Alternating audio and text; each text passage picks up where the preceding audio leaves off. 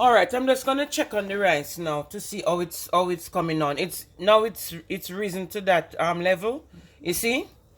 So you sort of use a fork and bring it up from the bottom, stir it up like that.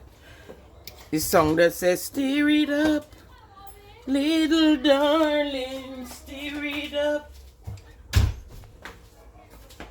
Yeah. Sorry about that. Yeah.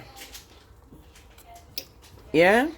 And then what we do, we put some in your hand, not on the fork. Some people have a dirty habit to put the fork in their mouth.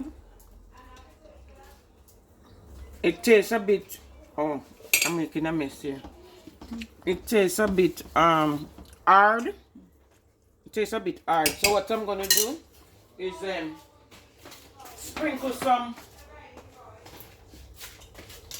I'm gonna sprinkle some warm water in it, just a bit, and then cover it down with sorry, Romy. Cover it down with foil. Some people use plastic. You can use plastic. You can use cling film. Yeah. You know, but this is basically to get it up to the right level. You understand? Yeah. So I'm gonna leave that now for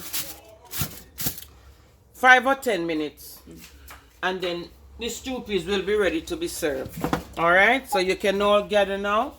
So this is the end result of the Jamaican stew peas, and what we're gonna do now is share, and I would like your feedback on the taste, and I need to find out if by watching the videos if you'll be able to prepare your own Jamaican stew peas, and just if it's negative, just give me any negative aspects of it, any positives, and if there's anything that your mom or grandmom would do different. All right.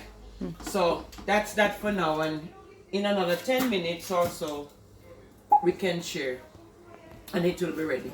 Thanks for your time. Keep subscribing, and we're gonna enjoy our stew peas. I'll give you a presentation of how it looks on the plate when all this is over. Don't forget to like, comment, share and subscribe. Okay? Okay. Come and tell them, Romney. Come tell them. Like, comment, share and subscribe. Amen. Okay. Come tell them, Nekwe. Like, comment, share and subscribe. Come on.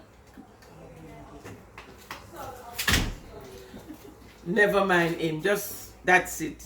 Thank you. Like.